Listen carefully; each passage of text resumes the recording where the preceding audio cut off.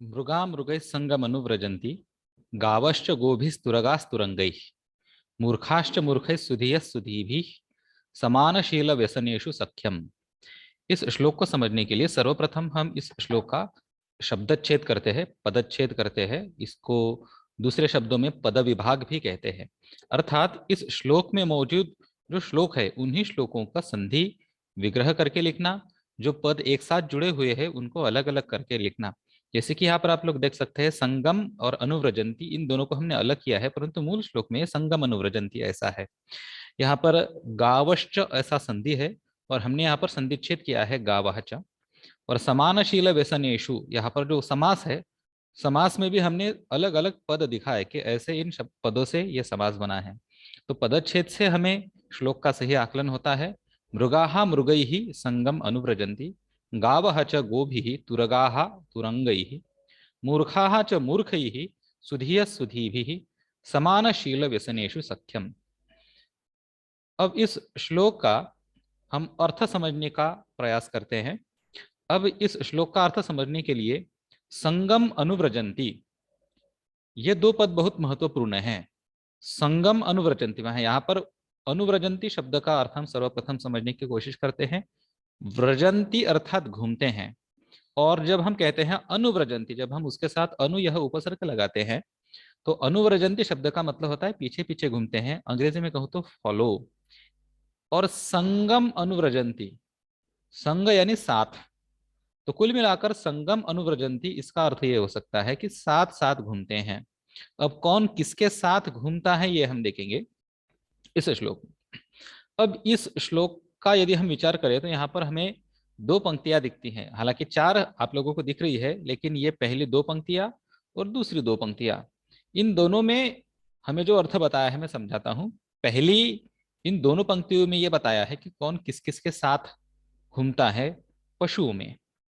और इस तीसरी पंक्ति में बताया है कि उसका संबंध हम मनुष्यों से क्या है।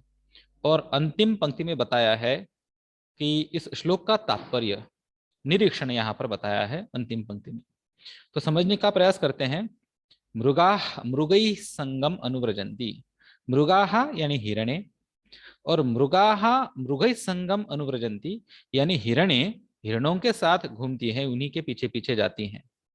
अब जिस प्रकार से हिरणे हिरणों के साथ घूमती है, उनके पीछे पीछे जाती है, ठीक उसी प्रकार से गावह च गोभिः, यहाँ पर च का अर्थ होता है और, ठीक उसी प्रकार से गावह, गावह यानी गायें। अब गावह ये गो शब्द का बहुवचन रूप है, यानी गायें। गायें गोभिः संगम अनुव्रजंती, यहाँ पर ऐसा अन्वय होगा, गावह च गोभिः संगम अनुव्रजंती, यानी गाय गायों के साथ घूमती है। और अंत में लिखा है तुरगाहा तुरंगैः, यहाँ पर तुरग शब्द का मतलब होता है घोड़ा। ठीक है, तुरग और तुरंग दोनों भी शब्दों का अर्थ एक ही है, परंतु दोनों अलग अलग विभक्ति में अलग अलग अर्थों में लिए हैं। तुरगाहा यानी घोड़े, और तुरंगैः यानी घोड़ों के ही साथ। तो तुरगाहा तुरंगैः संगम अनुव्रजंती, यानी ये जो संगम अनुव्रजंती है इसका अन्वय तीनों के साथ है। मृगाहा मृगै संगम अनुव्रजंती, गावः च गोभिः संगम अनुव्रजंती, और तुरगाहा तुरंगैः संगम अनुव्रजंती। यानी कुल मिलाकर अगर देखा जाए तो हिरणे हिरणों के साथ घूमती है, गाय गायों के साथ घूमती है, और घोड़े घोड़ों के साथ ही आप लोगों को घूमते हुए दिखते हैं। अब इनका मनुष्यों में क्या संबंध है, तीसरी पंक्ति पर हम आते हैं। यहाँ पर लिखा है मूर्खाहा च मूर्खैः, यानी मूर्ख लोग मूर्खों के साथ घूमते हैं। और सुधी यह सुधी भी, यहाँ पर सुधी इस शब्द का अर्थ होता है बुद्धिमान व्यक्ति, और सुधी यह ये बहुवचन रूप है सुधी इस शब्द का। तो सुधी यह सुधी भी, मैं आपको बता देना चाहता हूँ कि सुधी ये दीर्घ इकारांत पुल्लिंग शब्द है। और सुधी यह सुधी भी संगम अनुव्रजंती, तो जो बुद्धिमान लोग होते हैं वे बुद्धिमान लोगों के ही साथ घूमते हैं, उन्हीं के साथ चलते फिरते आपको देखे जा सकते हैं।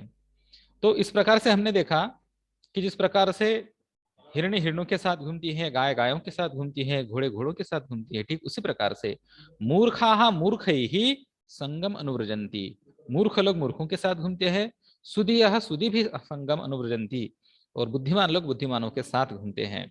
और ये जो यहाँ पर हमें दिखाया है इसके आधार पर हम यह तथ्य बाहर निकाल सकते हैं, समानशील व्यसनेषु सख्यम।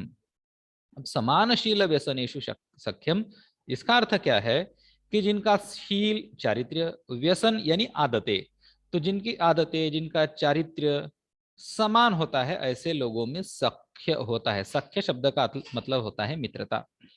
तो मित्रता किनमें होती है? तो जिनका शील और व्यसन समान होता है, जिनका चारित्र्य, जिनकी आदतें समान होती है, ऐसे लोगों में मित्रता होती है। अब इस श्लोक से हमें क्या लेना है, क्या समझना है, इसको और अच्छे से समझने के लिए हम इस श्लोक का अन्वय कर रहे हैं। अब अन्वय किसे कहते हैं? तो श्लोक में जो पद है, उन्हीं पदों को योग्य क्रम से लिखना, ताकि हमें समझ में आए। देखिए, अन्वय में हम पहली पंक्ति बना सकते हैं, मृगाः मृगैः, गावश्च गोभिः, तुरगाः तुरंगैः संगम अनुव्रजन्ति। इन्हें गाय गायों के, हिरणे हिरणों के साथ, गाय गायों के साथ और घोड़े घोड़ों के साथ घूमते हैं। तथैव च मूर्खाः मूर्खैः, सुधीयः सुधीभिः संगम अनुव्रजन्ति। ठीक उसी प्रकार से मूर्ख मूर्खों के साथ, बुद्धिमान लोग बुद्धिमानों के साथ घूमते हैं। और इस प्रकार से हम ये निष्कर्ष निकाल सकते हैं, अतः, अतः यानी इसलिए, समानशील व्यसनेषु सख्यम भवति। इसलिए जिन लोगों का चारित्र्य और शील समान होता है, आदतें समान होती है, ऐसे लोगों में समानता होती है। अब ये श्लोक हमें क्या सिखाना चाहता है?